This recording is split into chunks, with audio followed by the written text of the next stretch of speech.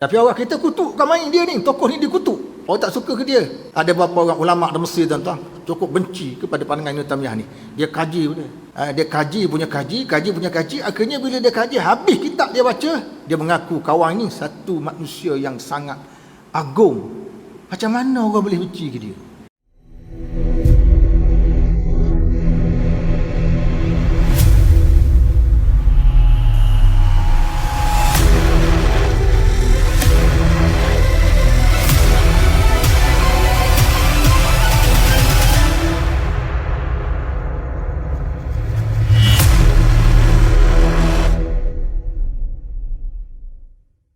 Kita bincang malam ni, jangan taksub parti.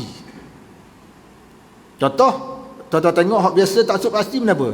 Menjelang pilihan raya kan cacok bendera kan. Bila masuk kawasan dia bakar bendera kawan tu, dia cabut bendera kawan tu. Ini kes kecil-kecilan lah. Dia bakar kereta kawan tu. Tak boleh lah begitu kalau betul-betul semangat demokrasi. Contoh dia. Dan demokrasi ni kita tahu dia tidak ada dalam Islam.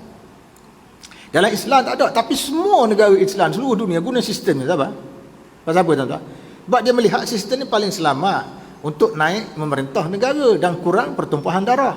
Kalau kita naik melalui tentera tuan-tuan, guling apa ni? Pemerintah sebelumnya, raja sebelumnya, maka banyak berlaku pembunuhan. Di Indonesia tuan-tuan, baca tak sejarah Indonesia? Kita tak baca ke baca sejarah Malaysia aja? Di Indonesia kalau kita baca sejarah dia, pernah satu ketika dahulu komunis. Zaman Soekarno kan, komunis pernah menguasai Indonesia. Dan beberapa tempat yang dulunya diperintah oleh sistem beraja, dia ada raja dia. Dimusnahkan sistem beraja, sampai sekarang tak ada raja. Dimusnahkan tu kan sistem, komunis musnahkan sistem tu. Ada sistem beraja. Sampai sekarang Indonesia mana raja ada, dia tak ada lantik apa-apa. Dia tak macam Malaysia ni, negeri pun masih dia intirah raja. Itu berlaku di Indonesia. Kemudian cuma kita tuan-tuan, alhamdulillah sekarang ni kita punya sistem parti politik kita agak matang sikit lah. Baru ni saya cakap dengan seorang pensyarah daripada Nigeria, bertugas di Kuib. Dia kata saya duduk di Malaysia, setakat saya duduk di Malaysia ni sudah ada 5 orang Perdana Menteri, dia kata. Dia kata setakat saya duduk Malaysia sudah ada 5 orang Perdana Menteri. Tapi aku kagum dengan negara kamu, dia kata. Perdana Menteri boleh bertukar 5 orang, tidak pernah berlaku peperangan sama rakyat. Tidak pernah berlaku bangunan diletup. Tidak pernah ada kereta kebal di jalan, dia kata. Kalau negara kami, dia kata, bila tukar Perdana Menteri, kereta kebal duduk depan tu. Sejak kereta kebal, sejak komando, kan, duduk depan tu Dewan Parlimen. Dia kata, kamu ni, inilah yang kami nak bawa, dia kata. Kami datang sini, kami belajar sesuatu daripada Malaysia ni, kami nak bawa benda ni ke negara kami. Kalau berlaku tukaran kerajaan, terima dengan lapang dada, jangan bawa kita kebal. Kita 5 orang pemimpin tukar, dia kata, aku tak pernah tengok pun kita kebal kamu, kecuali hari kebangsaan. Tu je baru nampak kita kebal. Orang lain tak ada nampak kita kebal. Ada kedok dah dia kata kita kebal. Kita ada boh. Kita sembunyi-sembunyi. Wah, kenapa kita kebal je? Bukan nak guna kita kebal kita tanam padi. Itu negara luar memandang kita dari segi kematangan politik lah, dengan politik. Dalam hal ini Syekhul Islam Ibn Taymiyah menjelaskan yang dikatakan sebagai ketua parti. Jadi tuan-tuan, ada satu pandangan dalam pandangan yang terdapat dikeluarkan oleh Syekhul Islam Ibn Taymiyah. Zaman dia tu zaman tak ada parti. Ibn Taymiyah ni zaman selepas Monggo menghancurkan Baghdad. Ada ketua Monggo Bazan masa tu. Monggo yang bengis ni, zaman tu hidup seorang ulama nama dia Syekhul Islam Ibn Taymiyah. Jadi dia berdepan dengan Monggo ni. Macam-macam ujian dia hadapi, antaranya lawan Monggo. Dia lawan Monggo, bantu kerajaan lawan Monggo. Ibn Taymiyah ni tuan-tuan, dia zaman dia sudah bercakap tentang parti. Parti bukan parti hak kita ada ni.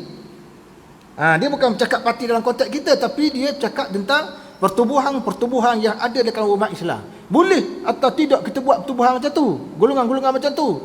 Ibn Taymiyah kata tidak ada masalah, dengan syarat dia kata jangan amalan parti itu bercanggah Quran dan Sunnah. Artinya Ibn Taymiyah melihat dari segi bercanggah tak bercanggah, nak buat kumpulan tak apa, jangan bercanggah pergerakan dia tu. Termasuk jangan mengganggu ketentraman awan, jangan ganggu negara, sama-sama bantu negara. Zaman tu belum ada parti, tapi dia sudah bercakap. Sebab tu sebagian ulama kata Ibn Taymiyah ni seorang ulama yang genius, yang geliga otak dia. Dia bercakap masa depan. Dia cakap zaman dia. Orang guna pendapat dia 1000 tahun kemudian, 500 tahun kemudian. Ada orang tak suka pandangan Ibn Taymiyah ni, tuan-tuan. Tapi kalau tuan-tuan pergi dekat bank-bank Islam di Malaysia ni, tak ada bank yang tidak ikut pandangan dia. Saya jumpa seorang pakar ekonomi Islam negara kita, pakar perbankan. Saya tak mahu sebut namanya. Kita tanya dia, macam mana tuan tentang produk-produk yang dikeluarkan oleh bank-bank berteraskan Islam, oleh berbagai bank ni, termasuk bank Islam, apa ni, Maybank Islami, ada macam-macam lah, Hong Leong Islami, macam-macam. Dia tanya dia kata, kalau tidak ada pandangan Ibn Taymiyah ni, kita tak boleh buat bank. Tahu pun. Tapi orang kita kutukkan main dia ni, tokoh ni dikutuk. Orang tak suka ke dia. Ada beberapa orang ulama' di Mesir, tuan-tuan, cukup benci kepada pandangan Ibn Taymiyah ni. Dia kaji pun dia. Dia kaji punya kaji. Akhirnya bila dia kaji, habis kitab dia baca, dia mengaku kawan ini satu manusia yang sangat agung. Macam mana orang boleh benci ke dia? Dia bercakap tu masa depan.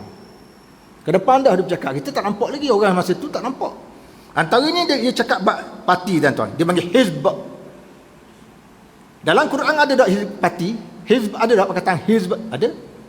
Ala inna hizballah humul ghalib. Sesungguhnya parti Allah menang. Maka puak-puak Syiah Lebanon dia sebut Hizbullah. Terserah ke dia, kau anda dia nak sebut nama dia. Tapi Hizbullah ni maknanya apa dalam Quran? Golongan yang berjuang untuk menegakkan syariat Allah. Maka dinamakan Hizbullah. Dalam Quran tu golongan Allah dia panggil. Tapi janganlah monopoli pandangan tu, tuan-tuan. Jangan orang ni, awak parti apa? Bukan Hizbullah ni, kami aja Hizbullah yang kering gitu. Jangan main gitu. Dalam hal ini Syekhul Islam Ibn Taymiyah menjelaskan, yang katakan sebagai ketua parti golongan merujuk pada seseorang yang menjadi ketua bagi sesebuah kumpulan. Jika orang-orang yang menganggota parti tersebut berkumpul untuk menegakkan apa yang diperintahkan oleh Allah dan Rasulnya tanpa menambah maupun mengurangkan perkara yang berkaitan dengan syarak, mereka adalah orang-orang yang beriman.